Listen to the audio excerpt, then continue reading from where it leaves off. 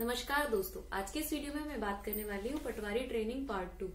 जिन लोगों ने भी पटवारी ट्रेनिंग पार्ट 1 नहीं देखा हो, उस वीडियो का लिंक मैं डिस्क्रिप्शन में डाल दूंगी। आप लोग उस पर क्लिक करके देख लीजिए, क्योंकि मैं इस वीडियो में उस वीडियो के बाद का ही कंटिन्यू वाला। सबसे पहली चीज जो मैं उस वीडियो में भूल गई थी, तो एक चीज तो ये है कि जब आप ज्वाइन करते हो, जब आपके वेरिफिकेशन वगैरह होता है, उसी टाइम पे आपको दो चीजें और लगती है।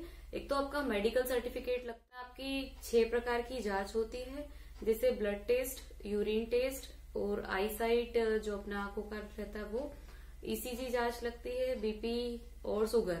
ऐसे करके 6 टाइप का जो टेस्ट आपका होता है। आपको बता दूं कि किसी प्रकार की कोई दिक्कत नहीं होता। ऐसा नहीं है कि मेरा बीपी हाई आ गया तो क्या हो जाएगा, कि लो हो गया तो क्या हो जाएगा, कुछ भी नहीं होता। मैक्सिमम लोगों की सब चीजें नॉर्मल होती है। आईसाइट वगैरह कम भी है, ज्यादा भी है, चश्मा लगा, कोई दिक्कत नहीं है, उस प्रकार की कोई दिक्कत है ही नहीं। जैसे हम लोग के साथ में अगर जो 147-48 पटवारी थे हमारे जिले में, तो किसी के साथ मेडिकल का कोई इश्यू नहीं आया था। और जो लोग फिजिकल हैंडीकैप्ड कोटा पे सिलेक्ट होते हैं तो उनका अलग मेडिकल बनता है, मेडिकल सर्टिफिकेट बनता है। दूसरा जो है वो हमें अपना शपथ पत्र देना पड़ता है। उसमें मेनली हम सामान्य जानकारी लिखते हैं। एक पहली चीज तो जैसे अपना नाम है, अपना एड्रेस है, क्योंकि क्या होता है कि जैसे अपने होम तहसील नहीं मिलती, तो आपका जो मूल निवासी लगा है वो सही है, ये सब हम प्रमाणित कर रहे हैं, हम अपना शपथ ले रहे हैं वो, और उम्र वगैरह। और दूसरी चीज है वो डॉक्यूमेंट, जो भी हम 10th, 12th, ग्रेजुएशन की मार्कशीट या EWS सर्टिफिकेट है, कास्ट सर्टिफिकेट है, या जो भी चीजें अपन अटैच करते हैं जिसके थ्रू अपने को सिलेक्शन मिला है, तो वो सब चीजें सही है, उसमें कोई गलतियां नहीं है, या आपने वही धोखाधड़ी वाली चीज कोई चीजें नहीं की है, तो इसका शपथ पत्र मतलब सेम ही शपथ पत्र में। दूसरा पॉइंट। तीसरा है जो पुलिस केस, अभी तक हमारे ऊपर कोई पुलिस केस नहीं है, कोई आपराधिक मामले में हम फंसे नहीं है। तो ये क्योंकि पहले क्या पुलिस वेरिफिकेशन होता था तो आपके थाने में पता करते थे, बट आजकल वो शपथ पत्र ले लेते कि बाद में अगर ऐसा कुछ आता है, इस तरह की कुछ भी चीजें पाई जाती है, तो आपको जॉब से निकाल देंगे, इस तरह का जो शपथ। और चौथी चीज उसमें कि आपके वर्तमान में आज दिनांक तक 2 से अधिक बच्चे नहीं है, क्योंकि आप सभी को पता होगा कि अगर 2 से अधिक बच्चे होते तो गवर्नमेंट जॉब के लिए आप एलिजिबल। मैंने आप लोगों को बताया कि 4 महीने की हमारी जो ट्रेनिंग है वो ट्रेनिंग सेंटर पे हो जाती है, उसका पूरा चीजें मैंने आपको बता दी। अब जब हमारी 4 महीने की ट्रेनिंग कंप्लीट होती है तो हमें एक लेटर देते हैं ट्रेनिंग सेंटर से, पटवारी ट्रेनिंग सेंटर से, जिसमें लिखा रहता है कि आप अब जाके तहसील मुख्यालय पे, आपकी जो तहसील है जिसमें आपको पदस्थ किया गया है, उस तहसील में जाके अपनी उपस्थिति दे, और 2 महीने का व्यावहारिक प्रशिक्षण आप वहां पे जाके लीजिए।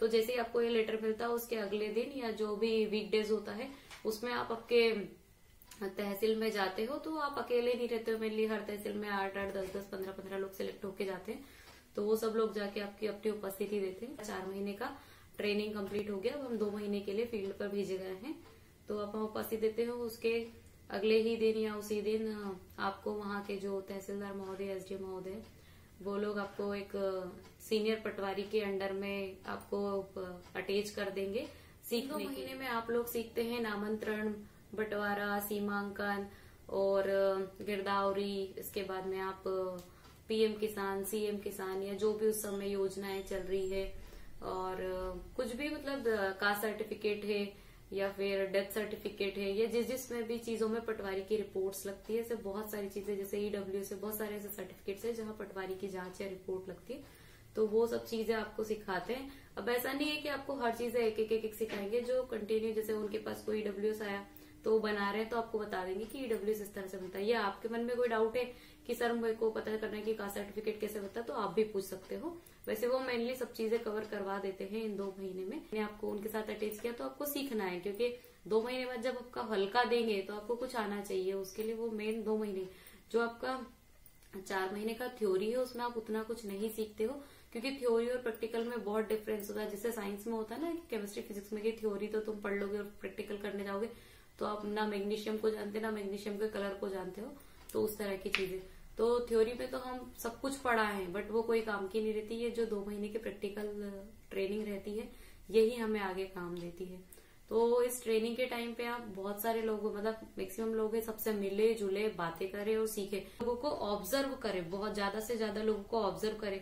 कि कोई किसान आया, अगर उसने पूछा कि सर मुझे बही बनवानी है, तो वो पटवारी जी उनको क्या जवाब दे रहे कि आपको बही बनाई तो आपको कहाँ आवेदन लगाना पड़ेगा, या आपको किस तरह की बही बनवानी, मतलब नया आवेदन किया है आपने, या बही गुम गई है या चोरी हो गई है, या पहले बनी ही नहीं थी, अभी बंटवारा हुआ या फूती नामांतरण हुआ, तो ये सब चीजें हमें खुद सुननी पड़ेगी कि भैया उनने क्या क्वेश्चन पूछा है और इनने उसका क्या जवाब दिया है, कैसे रिस्पॉन्स करते हैं ये चीजें। नहीं तो हम जब अपने को हल्का मिलेगा और जब अपने से पूछेंगे कि मैडम हमें वही बनानी है, तो हमें पता ही नहीं कि क्या है, तो वो चीजें वही है कि हम जितना सुनेंगे लोगों को और उनके रिस्पॉन्स को देखेंगे, ऑब्जर्व करेंगे, सीखेंगे, तो वो चीजें हमें बाद में काम आएगी। ट्रेनिंग है अब वो खत्म हो गई है, मान लीजिए कि आपको 4 महीने ट्रेनिंग सेंटर में भी कर लिया, 2 महीने आपने फील्ड पे भी सब सीख लिया, व्यवहारिक भी सब सीख लिया, अब क्या?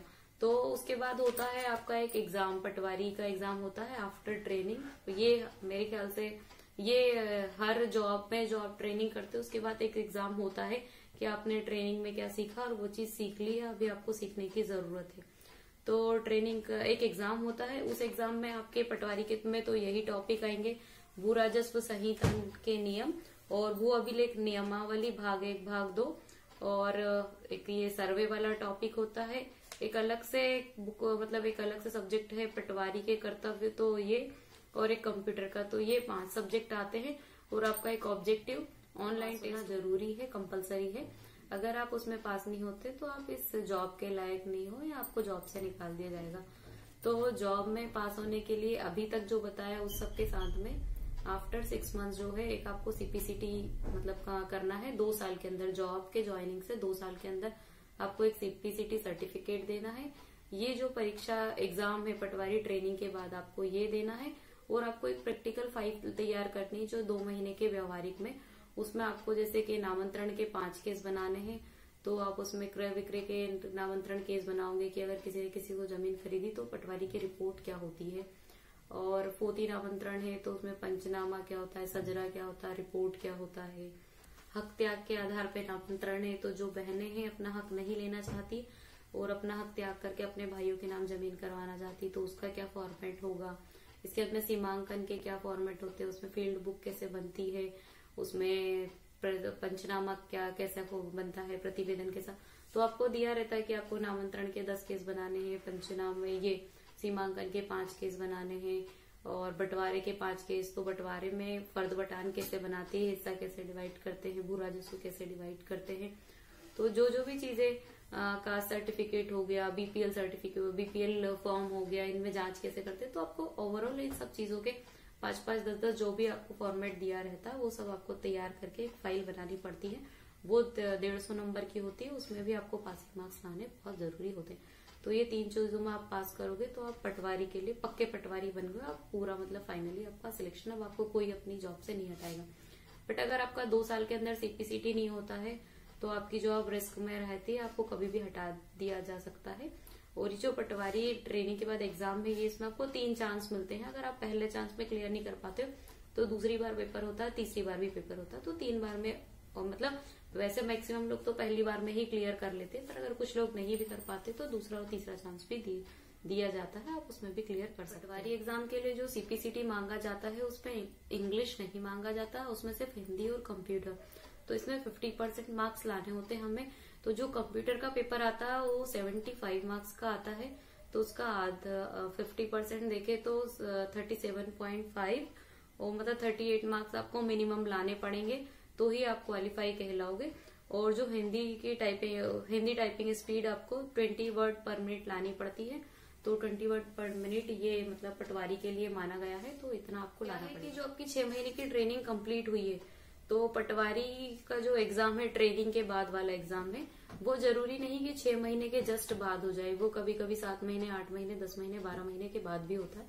बट आपको जो हल्का है वो आपके 6 महीने के बाद हल्का अलॉट कर दिया जाता है। तो जैसे ही सारे पटवारियों की 6 महीने की व्यवहार ट्रेनिंग खत्म होती है, पटवारी ट्रेनिंग, तो 6 महीने के जस्ट बाद में आपको अगले महीने से आपका एक पर्सनल हल्का अलॉट कर देते हैं, 1 या 2 हल्के में, ज्यादातर लोगों को 1 ही हल्का अलॉट करते हैं। इन केस की हल्के ज्यादा हो तो आपको 2 हल्के भी मिल सकते हैं, तो आपको हल्का लोड कर देते हैं और आप एक स्वतंत्र पटवारी बन जाते हैं। अब आपको अपना हल्का संभालना, अपने सारे काम खुद को करना है।